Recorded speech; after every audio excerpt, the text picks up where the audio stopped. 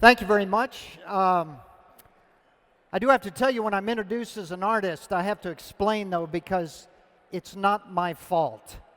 My mother was an artist. My father was an artist. My Aunt Carolyn was an artist. I even had an uncle named Artie, so go figure. My mom swears my first solid food was Crayola crayons. But as I grew up as an artist, I developed all different kinds of medium. I worked in different forms, and the question that everybody asks is, how in the world did you get into doing art in sand? And the short version is that my wife sent me to the hardware store to get some mulch. I was walking down the aisle where they had bags of sand, and one of the bags had ripped open and spilled out on the floor. People had scuffed through it, and as an artist, you see images everywhere. And so I started dragging my toe through the sand thinking, maybe I can do something with that. So I got home with a mulch, but I also had a sack full of sand, a kitchen light fixture, some table legs, and I cobbled this thing together in my garage, and I started drawing, and the images came together. Some of my clips got on YouTube, and then the phone started ringing. After a couple years, then one day the phone rang, and it was America's Got Talent. I made it all the way to the finals, and that was probably largely to do with that one of the judges was Howie Mandel. Got to be good friends with him. Yeah, he's Canadian. So there you go. But this is a new art form that I call Sand Story, and what I do is tell stories in sand. Hope you enjoy it.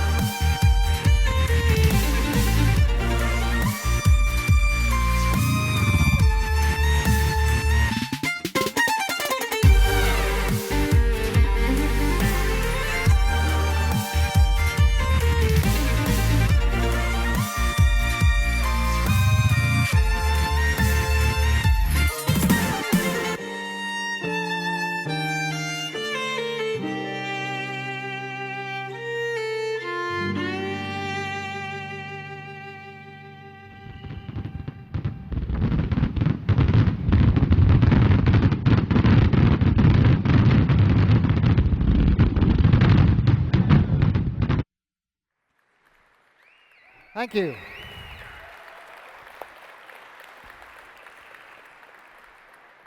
Of course, the story to tell is why we're really here tonight. And that's a really good story, and it's worth telling. But it sort of reminds me of my mentor, and that was my Aunt Carolyn, because she was an artist, she was a portrait painter, but she moved to Key West, Florida. And she bought a piece of property, and it was a corner property, and it was a real nice piece of property, except for one thing, and that was that people walked across her property and wore a groove in her grass, probably because it was the shortest distance between the trailer park and the liquor store. And Monday morning, she would always have to get up and pick up all the bottles and broken pieces of glass and clean up her front yard. And it really bothered her, but she tried all kinds of things that didn't work. And so one day she had an idea. So she started picking up the bottles and the broken pieces of glass, and she started building a fence around her property. But this wasn't any ordinary fence. This was this cool Dr. Seuss artistic funky wall with all the bottles and broken pieces of glass and little arches of concrete, and she started building it down her property. When people noticed that she was building this gorgeous wall, pretty soon they started donating bottles. She'd wake up in the morning and there would be a case of empty bottles on her front porch on a regular basis. And so she continued building this wall all the way down one side of her property and down to the other corner. It solved her problem. But here's the interesting thing, and that is that she was never really famous as a portrait painter or as an artist. She did well, she paid her bills. But she became world-renowned as the builder of the Key West bottle wall. Even though she passed away about 6 years ago, you can still Google her and find photographs of the Key West bottle wall. And almost everywhere I share that story, somebody will come up and say, yeah, I remember I was in Key West and I saw that bottle wall. But here's the beauty of that story. And that is that for somebody that the discards of people's life, the refuse, the things they were throwing away, she picked up and turned into a beautiful stained glass masterpiece. And you know, that's what you're doing tonight. You're helping somebody pick up those discards, those broken lives, those thrown away children, and they are turning them into masterpieces. And so I hope that tonight you'll feel fulfilled in what you're doing, because this is a great story to tell.